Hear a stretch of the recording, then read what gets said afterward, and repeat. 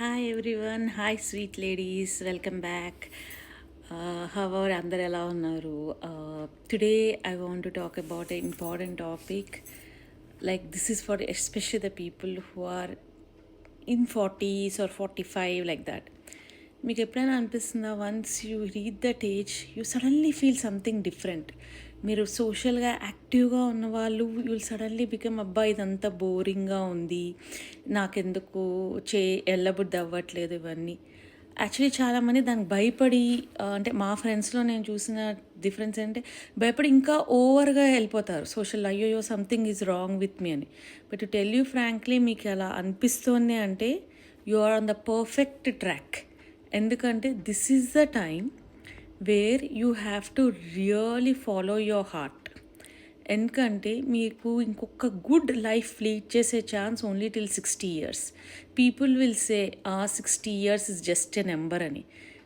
అవును, it's a number, but still ఒక age పెరిగే కొద్దీ lot of things you may not be able to do.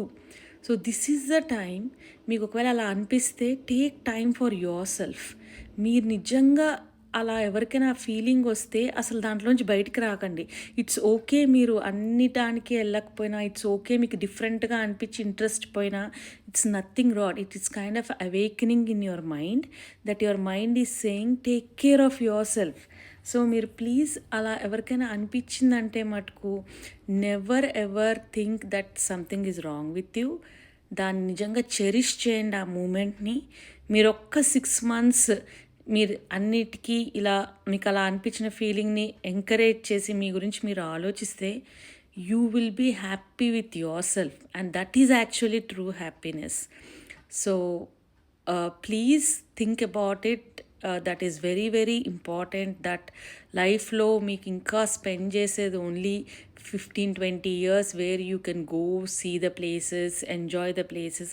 దాని తర్వాత మీరు ఎంత చేద్దామన్నా కానీ కొన్ని మీరు చేయలేరు. So this is a time you can have to go and do. After 60 ఇప్పుడు మీరు మౌంట్ ఎవరెస్ట్ ఎక్కలేరు. ఆఫ్టర్ 60 మీరు మానస సరోవరంకి వెళ్ళడం చాలా కష్టం.